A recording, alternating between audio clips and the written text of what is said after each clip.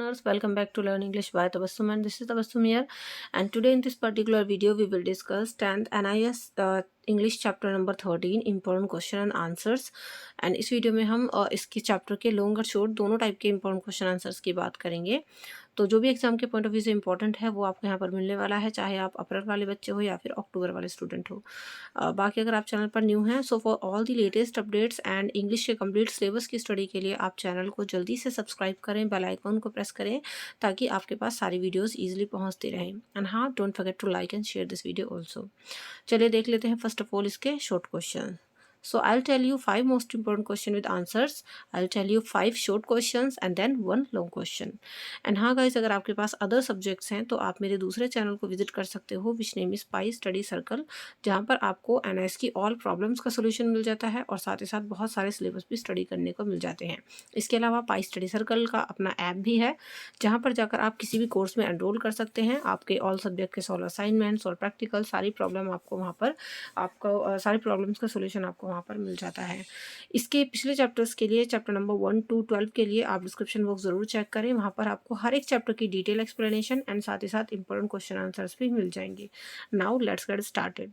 Let's see our first question, जो कि आप देख सकते हैं.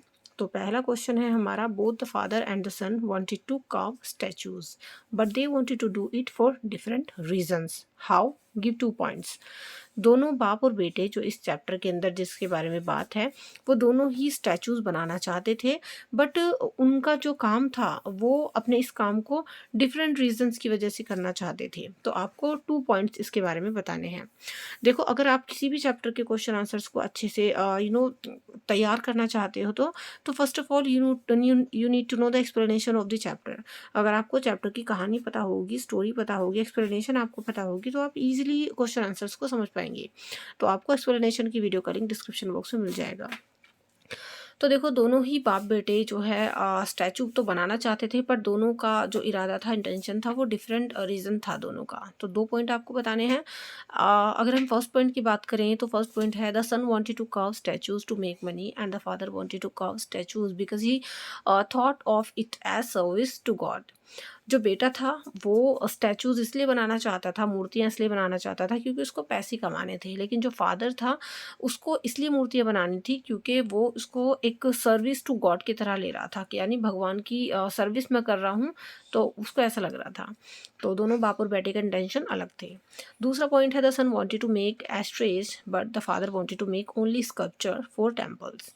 जो बेटा था वो एस्ट्रेज बनाना चाहता था. एस्ट्रेज वो होती हैं, जैसे आपने देखा होगा, लोग सिगरेट पी के उसकी राख को जो है एक कटोरी टाइप उसमें रखते रहते हैं, तो उसको हम एस्ट्रेज बोलते हैं. तो सन यानी बेटा जो था वो एस्ट्रेज बनाना चाहता था, लेकिन फादर जो था वो केवल मंदिरों के लिए मूर्तियाँ बनाना चाहता था. तो ये दोनों पॉइंट मैंने आपको समझा दिए हैं. Now let's C second question, which is, how can you say that the old man loved his work. आप किस प्रकार ये कह सकते हैं कि ओल्ड मैन को अपने काम से बहुत प्यार था. अगर आप इस चैप्टर को पढ़ेंगे तो आप को काफ़ी चीज़ें सीखने को मिलेंगी and at the same time you will get emotional also. आप काफ़ी कनेक्ट कर पाएंगे इस चैप्टर से. तो देखिए, the old man really loved his work. Old man जो थे उनको वाकई में अपने काम से बहुत प्यार था. He love to work with chisel and hammer. और उनको अपने छेनी और हथौड़े से बहुत प्यार था और काम करना अच्छा लगता था अपने छेनी और हथौड़े से. Touching the tools made him happy and confident. जब वो अपने टूल्स यानी औजारों को टच करते थे तो इससे उनको बड़ी खुशी और कॉन्फिडेंट मिलता था. He didn't like to do any other work. और उनको इसके अलावा कुछ और काम करने का बिल्कुल अच्छा नहीं लगता था, मन नहीं होता था. He worked continuously without taking any rest. और जो ओल्ड मैन थे वो हमेशा कंटिन्यू वर्क करते रहते थे बिना आराम किए. He did not eat well. और इसकी वजह से वो अच्छे से खाते भी नहीं थे. He wanted the sculpture to be the best he had ever carved. और हर मूर्ति को वो इस तरीके से तराशना चाहते थे जैसे कि अब तक की उनकी बेस्ट मूर्ति हो. मतलब उनको हर काम इतना अच्छा चाहिए था कि अपना बेस्ट मैं उसमें दूँ. चलिए नेक्स्ट क्वेश्चन देख लेते हैं. Why did the old man faint. Give 4 reasons. जो ओल्ड मैन थे वो बेहोश क्यों हो गए, आपको 4 रीज़न बताने हैं. तो फर्स्ट रीज़न आप देख सकते हैं, the old man fainted because he worked hard without rest. पहला रीज़न ये था कि ओल्ड मैन लगातार बिना आराम किए काम कर रहे थे, इसलिए वो बेहोश हो गए. दूसरा रीज़न था, he was worried about completing the statues. कि उनको बड़ी चिंता थी कि वो इन मूर्तियों को किस तरीके से कंप्लीट कर पाएंगे. तीसरा रीज़न था, he was not eating eating well, को वो ठीक से खा भी नहीं रहे थे, और चौथा था he was old and weak, कि वो बूढ़े और कमज़ोर थे। So there are the 4 reasons जो कि ओल्ड मैन के फेट होने के लिए जिम्मेदार थे। Now let's see next question जो कि है आपका, how is Salim different from Gopal, give 3 differences.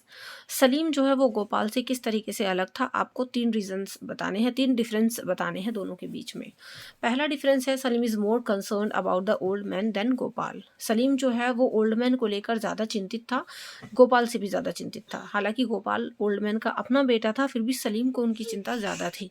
He gave him hope and helped him in his hour of need and despair. तो जो सलीम था उसने ओल्ड मैन की हेल्प की जब ओल्ड मैन को बहुत ज़्यादा ज़रूरत थी और जब वो बहुत ज़्यादा निराश हो गए थे। थर्ड पॉइंट है he did not leave him in old age like Gopal, के सलीम ने जो है गोपाल की तरह ओल्ड मैन को बुढ़ापे के टाइम पर छोड़ा नहीं, मतलब ओल्ड एज में उनको वो छोड़कर नहीं गया जैसे कि गोपाल ने किया। So there are the 3 reasons, आप देख सकते हैं। Now let's see next question जो कि है आप लोगों का, do you think the old man was the last stone mason. क्या आपको लगता है कि जो ओल्ड मैन थे वो आखिरी मूर्ति के दस्तकार थे, मतलब मूर्तिकार थे, आखिरी मूर्ति बनाने वाले थे वो। Give reasons for your answer, आपको बताना है, तो अपने आंसर का रीज़न भी आपको देना है।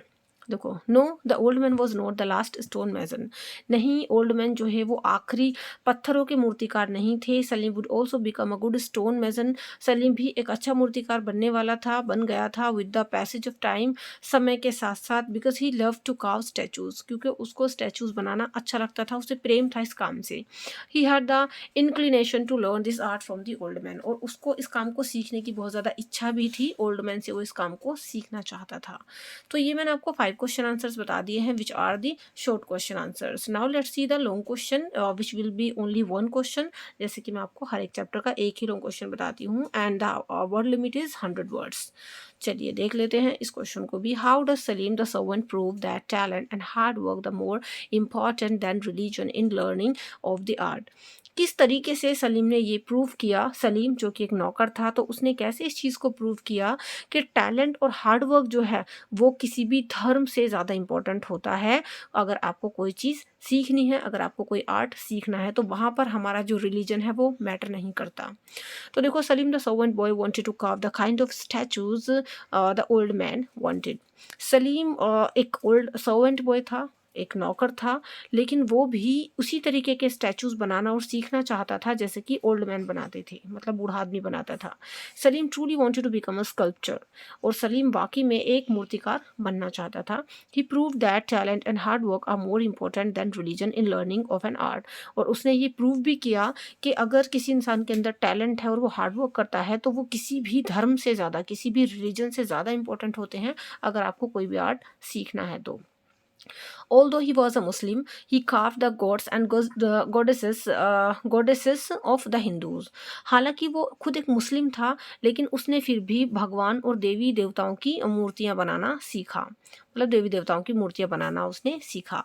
He thought it to be an art only, क्योंकि उसको ये केवल एक आर्ट लगता था, एक कला लगती थी, उसको सीखना था, वो इस चीज़ को धर्म से लेकर नहीं जोड़ रहा था।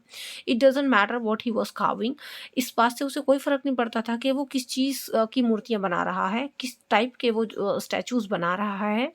इट डज़न्ट आगे है आपका, he had an inner urge to carve statues, उसके अंदर एक अंदर से उसका एक अर्ज होती थी कि हाँ भी उसको स्टैचूज़ बनाने हैं। Even the old man admired his sincerity in carving statues, even जो ओल्ड मैन थे उन्होंने भी उसको बहुत एडमायर किया, उसकी तारीफ़ करी कि भाई तुम कितने सिंसियर हो इन स्टैचूज़ को बनाते टाइम।